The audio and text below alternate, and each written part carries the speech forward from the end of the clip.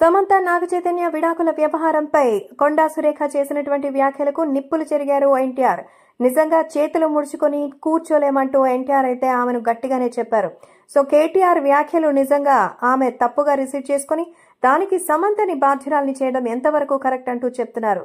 హీరోయిన్లు త్వరగా పెళ్లిళ్లు చేసుకుని వెళ్లిపోవడానికి కేటీఆరే కారణమని, మరి నాగచైతన్యకి సంబంధించి సమంత విడాకులు రావడానికి కారణం కూడా మరి కేటీఆరే కారణమని, ఆమెను తన హైడ్రాకి సంబంధించిన విషయాల కోసం తన వద్దకు పంపించమని మరి నాగార్జున చెప్తేనే తను వెళ్లిందని, మరి కేటీఆర్ లేకపోతే పర్మిషన్స్ అయితే ఇవ్వనన్నారని, అందుకే ఆమెను చేనేతకి సంబంధించినటువంటి ప్రెసిడెంట్ గా కూడా చేశారని, అప్పట్లో బ్రాండ్ అంబాసిడర్ గా చేనేత వస్త్రాలకు ఆమె ఉన్నారు. ఇలా ప్రస్తుతం కొండా సురేఖ చేసిన వ్యాఖ్యలపై అందరూ నెగటివ్ గా మాట్లాడుకునేలా చేసేదానికి కారణమైంది. సమంత ఇప్పుడే అనారోగ్యంతో కోరుకుంది. మరి ఇలాంటి పరిస్థితుల్లో తన అనారోగ్యం నుంచి కోలుకుంటున్న ఈ క్షణంలో ఇంత దారుణమైన నిందలు వేయడంతో సమంత మరోసారి షాక్ అయింది. అయితే ఈ వ్యాఖ్యలు అంటే జూనియర్ ఎన్టీఆర్, నాని, అలాగే ఇంకా ఎంతో మంది హీరోలు, ఆర్టిస్టులు తోటి మరి చాలా మంది కుటుంబ సభ్యులు సైతం దీనిపైన స్పందిస్తున్నారు.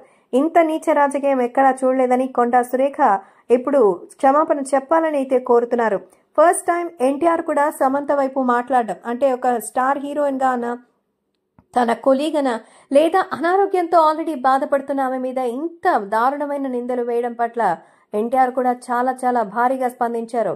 నిజంగా చూస్తూ ఊరుకోమని తెలుగు సినిమా ఇండస్ట్రీకి సంబంధించినటువంటి వ్యక్తుల పట్ల ఇంత నీలాప నిందలు మోపడం భావ్యం కాదని, రాజకీయాలకు సినిమాలకు సంబంధం లేదంటూ చెప్తున్నారు తారక్.